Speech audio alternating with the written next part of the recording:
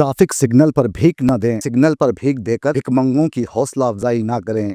जिम्मेदार शहरी बने और ट्रैफिक कवायद की पाबंदी करें। मेरी तरह आपने भी देखा होगा कि हमारे इर्द गिर्द मौजूद भूख और बेबसी फकत गरीबों के गिर्द ही घुंघरू पहनकर रक्स करती है, जबकि सियासतदान दूर बैठे इस खातिर रक्स से लुत्फ अंदोज हो रहे होते हैं। ये ऐसा दिलफरेब मगर बेरहम डांस है कि कई हजार जानों को गंवाकर भी हाकिमों को तरस नहीं आता। यहाँ हर चीज़ को गरीब की दस्तरस से दूर कर दिया गया है। अलबत्ता जो चीज़ आम है और हर जगह मिल जाती है वो बेरोजगारी है। अब लोगों के लिए वाहिद मुत्तफ़िक़ा मसला कोई है तो वो रोटी है, जो गरीब के लिए जंग और चैलेंज बना हुआ है। जिंदा रहने के लिए इंतहाई ज़रूरी अज्जा के दाम बढ़ गए हैं। हुकूमत ने ख़वातीन के लिए फ्री बस की सहूलत मुहैया करते हुए मर्दों के किराए में इजाफा कर दिया है। रियासत तेलंगाना की हालत देखकर ऐसा लगता है कि वज़ीर आला रेवंत रेड्डी कुछ करने के मूड में नहीं है। आज की सच्ची बात तो यही है कि गुर्बत और बेरोजगारी का लाखों वाला फिगर अब करोड़ों अरबों को पहुंच चुका है। ज़रूरियात ज़िंदगी की हर चीज़ गरीब की पहुंच से दूर हो गई है। सफ़ेद पोश तबका सड़कों पर गदागिरी करने पर मजबूर है। कहीं फाके, कहीं खुदकुशियां, तो कहीं अवामी आवाज़ें ही थम चुकी हैं। गरीबों की बस्तियां सुनसान हो गई हैं। ऐसे में हैदराबाद के हल्के जुबली हिल्स में सियासी माहौल गरमाने लगा है। ज़िमनी इंतखाब की तैयारियां जोर शोर से जारी हैं। सियासी मैदान में जिनकी कोई अहमियत नहीं, वो भी अब चीख चीख कर खुद को किंग कहने लगे हैं। हम बात कर रहे हैं HYC सलमान की, जिसकी जिंदगी खुद चंदे पर टिकी है। अगर लोग इसे भीख या चंदा देना बंद कर दें तो ये शख्स वैसे ही खत्म हो जाएगा। लेकिन एक वक्त था जब इसे अपने वजूद को बचाने के लिए मजलिस इत्तेहादुल मुस्लिमीन में शामिल होना पड़ा। फिर ना जाने क्या हुआ कि मजलिसी कायदीन ने उसे बाहर का रास्ता दिखा दिया। सलमान चंदा इकट्ठा करता है और इसे गरीब अवाम में तकसीम करते हुए वीडियो बनाकर सोशल मीडिया में पोस्ट करता है। यहाँ तक तो ठीक था। जब वो हरा परचम थामे जुबली हिल्स में दौरा करने लगा तो अवाम को लगा कि वो मजलिसी उम्मीदवार है। जब ये बात दूर तक गई तो खुद असदुद्दीन अवैसी ने इस बात की तस्दीक कर दी कि मजलिस का कोई उम्मीदवार जुबली हिल्स से नहीं लड़ेगा। उसके बाद सलमान तैश में आ गया और बेसरोपा की बातें करने लगा। बतौर आज़ाद उम्मीदवार वो इलेक्शन लड़ने की कोशिश करने लगा। ऐसे में रिटर्निंग ऑफिसर ने सलमान के दाखिल करदा पर्चे नामजदगी को मुस्तरद कर दिया। उसके बाद सलमान बेयार और मददगार हो गया। पहले ही ये शख्स बेरोजगार है, चंदे पर इसका गुजर बसर होता है। जुबली हिल से रुकने असम्बली बनना इसकी ख्वाहिश है, लेकिन इंसान की कई ख्वाहिशात मरते दम तक पूरी नहीं हो पाती। सलमान खुद को शोला बयान मुकर्रिर समझने लगा है, लेकिन उसे बात करना नहीं आता। पहले उसको महफिल के आदाब सीखने की जरूरत है और एक अच्छे उस्ताद का सहारा लेना भी उसके लिए जरूरी इकदामात में शामिल है ताकि सियासत की अलिफ बे को समझ सके। ताहम आज वो कांग्रेस के अलावा मजलिस से नाराज होकर BRS के दरवाजे पर पहुंचा और गुलाबी पार्टी में शमूलियत इख्तियार कर ली। पहले उसने KCR और KTR से माफी मांगी और क्या कहा, आइए देखते हैं। अगर मैं कुछ जाने अनजाने में अगर KCR साहब और KTR साहब के बारे में अगर मैं कुछ अल्फाज भी इस्तेमाल किया हूं तो मैं माज़ीरत चाहता हूं साहब आपसे। मेरे बड़े हैं, मेरे बड़े हैं, मेरे बड़े हैं, मेरे बड़े हैं, मेरे बड़े हैं, मेरे बड़े हैं, मेरे बड़े हैं, मेरे बड़े हैं, मेरे बड़े हैं, मेरे बड़े हैं, मेरे बड़े हैं, मेरे बड़े हैं, मेरे बड़े हैं, मेरे बड़े हैं, मेरे बड़े हैं, मेरे बड़े हैं। और मेरे दिल में इज़्ज़त होती है बड़ों की, क्योंकि मेरी तरबियत हुई है बड़ों की इज़्ज़त करना। अगर मेरी गलती होती है तो मैं नादिम भी हो जाता हूँ, ये मेरी तरबियत है। और आप सब जानते हैं मैं मुतालबा किया KTR साहब से कि जो ग्रेवयार्ड का था, तो 1 सेकंड नहीं लिए KTR साहब, 1 सेकंड नहीं लिए हाँ बोलने पर, क्योंकि वो बुनियादी हक़ है जो हमको मिलना भी ज़रूरी है और इंशाअल्लाह वो मिलकर रहेगा। अगर हम इख्तिदार के भूखे रहते तो हम कहीं पर और चले जाते, मगर हमको जो हक़ लेना है इज़्ज़त के साथ वो हम लेंगे इंशाअल्लाह, और वो KTR साहब देने के लिए तैयार है।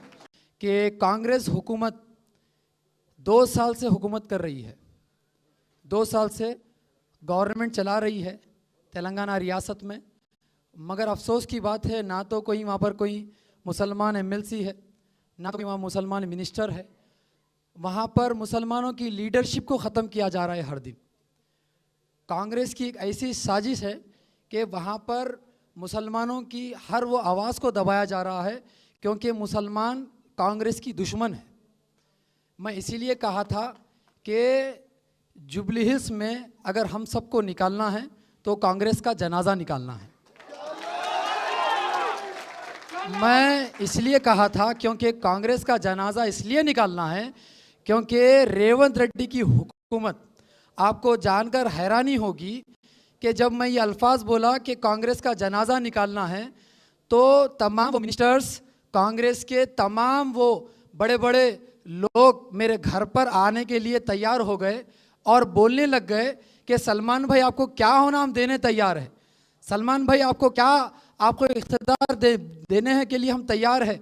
मगर मैं क्या बोला कि 21 तारीख से पहले अगर तुम खबरस्तान दे देते तो हम तुम्हारे पास चलकर आ जाते थे कि तुम यहाँ पर मेरे दहलीज पर आओ। मैं तुम्हारी दहलीज पे आने तैयार था, मगर तुमने देरी की और हमारी ताकत को तुमने कमज़ोर समझा। आज मैं एक ऐसी ताकत के साथ हूँ जो सेकुलरिज्म को ज़िंदा रखती है। और जब मैं केटीआर साहब से मेरी मुलाकात हुई, मैं तहे दिल से मैं केटीआर साहब का मैं शुक्रिया अदा करता हूँ और उनके लिए मेरे दिल में बहुत जगह बन गई। वो इसीलिए क्योंकि मेरी मुलाकात जब हुई, वो उस मुलाकात में केटीआर साहब के जो अल्फाज थे मैं आपके सामने बयान कर रहा हूँ। उन्होंने कहा कि सलमान भाई मुझे एक चीज़ का डर है, मुझे एक चीज़ का डर ये है कि हिंदुस्तान में जो हालात बनते आ रहे हैं वो हालात खुदा ना खास्ता हमारे तेलंगाना में क्यों होना हो जाए। ऐसे हालात मुझे डर है। वो कौन से हालात है कि जहाँ पर एक ही थाली में खाने को बैठे तो उसमें हिंदू भी हो, उसमें मुसलमान भी हो, उसमें सिख भी हो, उसमें ईसाई भी हो। ऐसा माहौल तेलंगाना का होना चाहिए। जुबली हिल्स में मुस्लिम कब्रिस्तान को लेकर अब सियासत गरमाने लगी है। इंतखाबी मौसम है, गर्मा गर्मी तो होगी ही। 10 सालों तक बीआरएस ने तेलंगाना पर हुक्मरानी की है। दौरे इख्तिदार में भी कब्रिस्तान के इस मसले को हल किया जा सकता था, लेकिन अचानक ही अब कब्रिस्तान सबको याद आने लगा। सलमान का कहना है कि केटीआर ने वादा किया है कि वो मुस्लिम कब्रिस्तान की जमीन को तहफ़्फ़ुज़ फराहम करेंगे। ऐसे में केटीआर ने उर्दू जबान में बात की है। आइए देखते हैं वो क्या कह रहे हैं। आज कोई खुश नहीं है। खबरस्तान का मसला भाई ने उठाया। मैं आपसे वादा कर रहा हूं, आज अगर हुकूमत नहीं मानती है सीधा सीधा जिद्दोजहद करेंगे, जल्द से जल्द इनसे छीनने की कोशिश करेंगे, हासिल करने की कोशिश करेंगे। अगर हुकूमत नहीं मानती 2 साल में हमारी हुकूमत वापस आ रही, केसीआर साहब फिर चीफ मिनिस्टर बनने वाले हैं। और मैं वादा कर रहा हूं आपको, वादा कर रहा हूं आपके साथ, पहले ही हफ्ते में जीओ निकालेंगे, आपको आपके हवाले कर देंगे। जो भी जमीन वहां पे है आपके हवाले करेंगे। और साथ साथ बड़े भाई, साथ साथ एक और बात भी कह रहा हूं, अगर वहां सरकारी जमीन नहीं मिलती, अगर प्राइवेट की जमीन भी है तो 2-4 एकड़ वहीं प्राइवेट की जमीन भी खरीद के आपको देना मेरी जिम्मेवारी है। ये मेरी जिम्मेवारी है। मैं भाइयों से मैं एक और चीज भी कह रहा हूं, हम ये वादा ऐसे ही हवा में नहीं कर रहे हैं। जो बगल में सनत नगर है वहां पे मैंने ही दिलवाया था। वहां पे 4 एकड़ जमीन हैदराबाद पब्लिक स्कूल की लेके खबरस्तान के लिए हम नहीं दिलवाया था, केसीआर हुकूमत ने दिलवाया था। अंबरपेट में हमारे एमएलए साहब यहीं पे थे अभी, वेंकटेश साहब, अंबरपेट में भी 5 एकड़ जमीन वहां पे भी दिलवाया था हमारी हुकूमत ने। साथ ही साथ हमारे महमूद अली साहब जो फॉर्मर डिप्टी चीफ मिनिस्टर भी हैं, साबिका रेवेन्यू मिनिस्टर भी हैं, उनके फर्जन हमारे भाई आजम भी यहाँ बैठे हुए हैं, उनके सदारत में 125 एकड़ जमीन 125 एकड़ जमीन हमने रंगारेड्डी में और मेडचल में हमारे भाइयों के लिए बरील ग्राउंड खबरस्तान और सिमेट्री के लिए क्रिश्चियन और मुस्लिम के लिए 125 एकड़ जमीन देने वाली हुकूमत केसीआर हुकूमत है, एक नहीं दो नहीं। तो इसलिए भाइयों, जुबली हिल्स में आप इस आदमी को देखिए, रेवंत रेड्डी को एक बार समझने की कोशिश करिए। बोल दिए हड़बड़ी में कि वहां दे दिया आपको जमीन। कहाँ है वो जगह? क्या? अलकापुरी कॉलोनी, शेखपेट के एतराफ में, उसके बगल में वहां पे अलकापुरी कॉलोनी बोल के। सुबह बोले हाँ दे दिए भाई, चलो ले लो। 200-500 गज, क्या है वो, 2500 गज। सुबह बोले कागज निकाल दिए, दे दिए, ले लो जाओ। फिर आर्मी वाले आ गए दोपहर। ऐसा नहीं है कि रेवंत रेड्डी को नहीं मालूम है, उसको सब कुछ मालूम है। ऐसा नहीं कि रेवंत रेड्डी को नहीं मालूम है, उनको सब कुछ मालूम है। उनको मालूम है कि बीसीस का जो 42% रिजर्वेशन बोल के जीओ निकाले, उनको मालूम है कि कोर्ट उसको रोकने वाला है, फिर भी दिए। वैसे ही उनको मालूम था कि जो कागज दे रहे हैं 2500 गज का जमीन, वो भी नहीं टिकेगा, आर्मी वाले आएंगे रोकेंगे, मालूम था, पर होना बोल के दिए और बेइज्जती भी करवा दिया। धोखा करे, बेइज्जती भी करे। इसीलिए मैं कह रहा हूं भाइयों, जो भी कांग्रेस करती है, जो भी कांग्रेस करती है, जो भी कांग्रेस करती है, आप सोचो, अगर आज राहुल गांधी बोलते हैं बिहार में, क्या बोलते हैं राहुल गांधी वहां पे, कि 65 साल बाद, 80 साल बाद मुसलमान आज भी गरीब है, पासमंदगी में है, लाचारी में है, तो कौन जिम्मेदार है? 65 साल हुकूमत चलाने वाला कांग्रेस कि 10 साल तेलंगाना में हुकूमत चलाने वाले केसीआर, कौन जिम्मेदार है?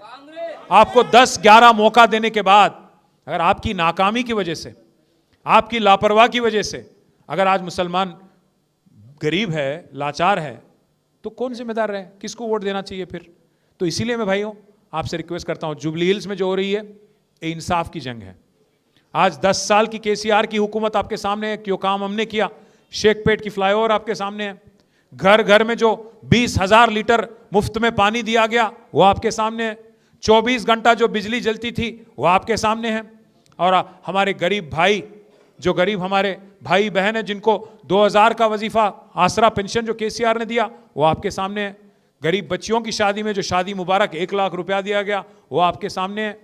मौजूदा माशरे में हर तरफ बदउनवानी, धोखाधही, जालसाजी, फिरकापरस्ती और हुकूक की पामाली जैसी बुराइयां आम हैं। ऐसी हालत में मुल्क का गरीब पसमानदा अक़लियती तबका अक्सर जुल्म व जबर और इस्तेहज़ाल का शिकार हो गया है। एक तरफ कांग्रेस पार्टी बदनाम हो रही है, तो ऐसे में आने वाले 5 सालों की उम्मीद आंखों में सजाए केसीआर आज मंजर आम पर आ गए हैं। केसीआर की सदारत में उनकी रिहाइशगाह पर आज एक इजलास मुनक्कद किया गया, जिसमें पार्टी के कारगुजार सदर केटीआर, पार्टी के सीनियर कायदीन, साबिक वज़रा, एमएलएज हरीश राव, तलसानी श्रीनिवास यादव, पद्मा राव गौड़, सबिता इंद्र रेड्डी, एक और नाम है जिसे यकीनन आप बरसों बाद सुन रहे होंगे। साबिक एमएलसी महमूद अली ने इस मीटिंग में शिरकत की और बीआरएस पार्टी की जानिब से जुबली हिल्स में मुकाबला करने वाली मंगाटी सुनीता गोपीनाथ की जीत को यकीनी बनाने पर तफसीली गुफ्तगू की गई। दरअसल कांग्रेस की नाकामियां बीआरएस को आगे बढ़ने का दर्ज दे रही हैं। कमजोर होती कांग्रेस पार्टी का हाल देखते हुए बीआरएस पार्टी में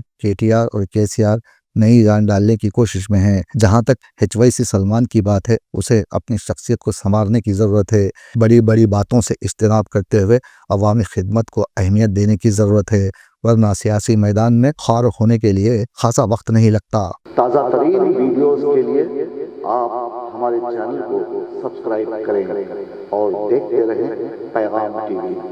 पैगाम टीवी, आवाज़ आपकी।